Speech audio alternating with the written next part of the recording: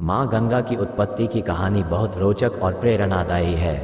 ये बात उस समय की है जब श्री हरि विष्णु ने देवमाता अदिति के पुत्र के रूप में अपना वामन अवतार लिया था। उस समय धरती और स्वर्गलोक के अधिपति दैत्यराज बलि थे। वह अपने गुरु शुक्राचार्य के बताए मार्ग पर चलते हुए निरंतर चलने वाले यज्ञ करवाते थे और गरीबों एवं ब्राह्मणों को दान देते थे। उन्हें अपने दानवीर होने का अहंकार था। उनके राज्य काल में देवताओं के लिए बुरा समय चल रहा था। उनके राज्य में असुरों को उनकी सुरक्षा प्रदान थी, जिससे आम जन को कष्ट भी भोगने पड़ रहे थे। तब प्रभु ने इस समस्या को हल करने हेतु वामन अवतार लिया। वामन देव का बलि के दरबार में आगमन बालक ब्राह्मण रूपी वामन देव दैत्यराज बलि के यज्ञ स्थान पर पहुंचे।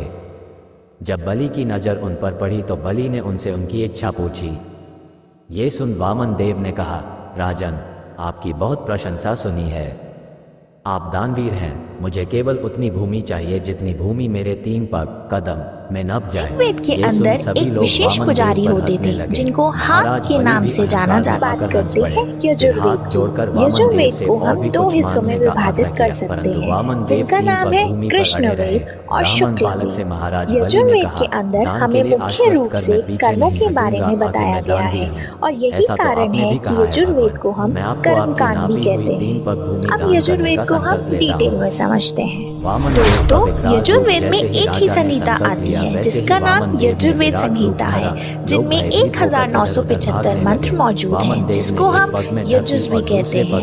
यजुर्वेद के अंदर कुल 3 ब्राह्मणस पाए जाते हैं, जिनके नाम कथक ब्राह्मण, तैत्तिरीय ब्राह्मण और शतपथ ब्राह्मण हैं। फिर यजुर्वेद में 3 आर्ण्यक भी शामिल हैं, जिनके नाम है बृहद आर्ण्यक, तैत्तिरीय आर्ण्यक और मैत्रायणीय आर्ण्यक। और अंत में यजुर्वेद के अंदर कुल 51 उपनिषद पाए जाते हैं, जिनमें कृष्ण यजुर्वेद के अंदर 32 उपनिषद आते हैं और शुक्ल यजुर्वेद के अंदर 19 उपनिषद। और फिर इन उपनिषदों को 7 अलग अलग भागों में विभाजित किया गया है। यजुर्वेद के विशेष पुजारी को हम अर्थवादियों के नाम से जानते हैं, जो यज्ञों में विशिष्ट अनुष्ठानों के लिए मंत्रों का पाठ करने में विशेषज्ञ थे। अब सामवेद की बात करते हैं। दोस्तों, सामवेद हिंदी के समन शब्द से मिलता है, जिसका अर्थ है धुन। सामवेद चारों वेद के आकार की दृष्टि में सबसे छोटा है, पर इसकी प्रतिष्ठा सर्वाधिक है।